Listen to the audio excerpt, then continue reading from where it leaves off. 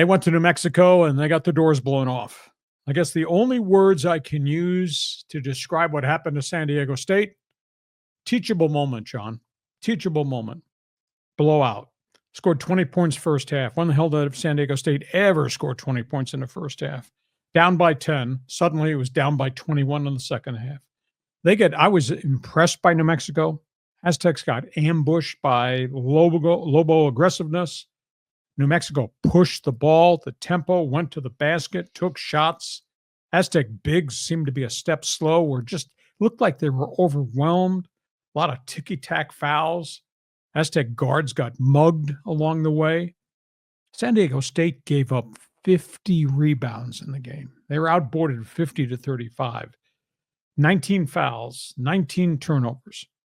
Aztecs just never drove to the rim. Their offense wasn't running downhill. The young players, there's so many new players there, and you and I talked about this last Thursday. These kids walking down that tunnel into the pit, that's a lifetime experience. They didn't deal with the noise, the physicality, the altitude, the crowd. Now, I guess I'll pose this question, Mr. Basketball. Who really is San Diego State at this juncture? Because they did blow an 18-point lead at home and lost to Utah State. They did allow Air Force to outscore them 18-2 at home. And then they get their doors blown off here in Albuquerque. So you tell me, do we really know who they are right now, or is that just a one-time bad day at the office? No, they're just young, and they can't handle the pressure. You go into the pit. I mean, that's like the Super Bowl for Albuquerque when San Diego State comes to town. So it's a lot of pressure on these young kids, and then even like Miles Heide, granted he's not one of the core guys, but he was coming off his illness and he was a step or two slow. There were a lot of things going on in this game. You just got to chalk it up. I mean, it's a tough conference to win on the road. So you do agree with me? Teachable moment.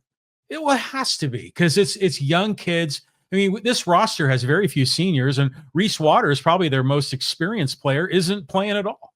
Okay, we go from Aztec basketball. You got an opinion on that? Fans forum, chat box is open. Miami Heat. It's going to be interesting to see what happens at the end of the week. The Jimmy Butler 7-game suspension effectively ends. They're going to allow him to come back to practice. They're going to allow him to put the uniform back on. They're going to allow all the same crap to continue that's continued for the last year and a half. Report out of Miami, Pat Riley filed a 10-page document with the NBA with all the incidents of insubordination involving Jimmy Butler over the last 3 years. Injuries, mental health issues, work habits, locker room explosions, just total deportment. And Pat Riley told the media, Jimmy Butler has to honor his contract. Jimmy Butler cannot be a distraction. Jimmy Butler has to be available. In essence, saying, Jimmy Butler, you owe us. And by the way, Jimmy Butler has acted. This guy's put his whole career and his earning power in jeopardy. Yeah, he's got $45 million left on this year, and he's got an option for 52, and they can't trade him because nobody wants to touch him because he's toxic. So that's a strange scenario. See what happens by the time we get to Friday. Does Miami want this player back? Is Miami willing to put up with more crap from this player? Because that's all that guy's gotten himself involved in, despite the greatness of what he used to be once upon a time. Golden State, you're having a rocky season, real tough season. There's a confidence issue there. They're trying to fight the right mixing chemistry. And just this terrible situation with the fire. Steve Kerr's historic family home destroyed. All the possessions. His mother lived in the house. Gone. She got out at age 90. Just terrible. You think about Steve Kerr, great coach, unbelievable player, so well respected, but his life's been stalked by tragedy. His father was killed in the Middle East in a bombing incident, and now obviously he's lost his family home. Lakers, on the court, one thing, JJ Redick lost his family home in the Pacific Palisades area, lost all of his possessions, and a home they just moved into, they were renting while the new home was being built.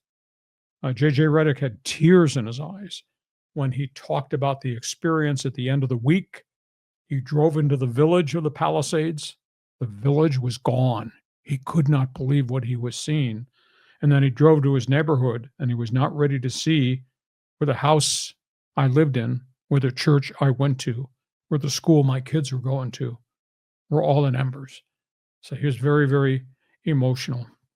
One other side note as it relates to the fires, and we talked about the fact that the 8 teams in Los Angeles at noon today announced they were donating $8 million to LA fire relief. LA Kings played in Winnipeg the other night. Kings are on a long road trip. And everybody across the National Hockey League did a ceremony at center ice while they were playing "O Canada" and the national anthem.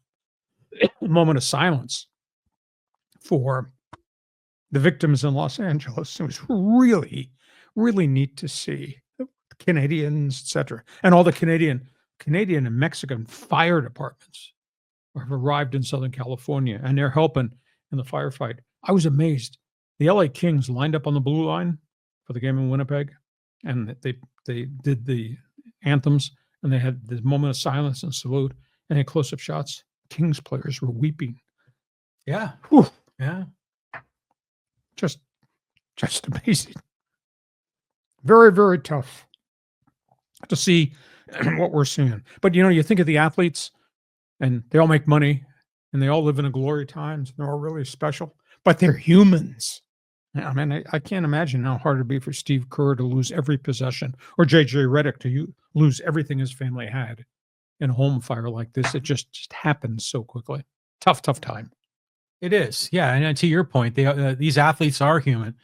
Steve Kerr, you brought up his father. I mean, he's had a really interesting, life. Dynamic person. Because I think he was a student at U of A playing basketball when his father, was it at the American University in Beirut? Mm-hmm. And guys, his father's there trying to do good things, and then he ends up getting killed. Now they losing his family home. It's just tragic. It's just awful.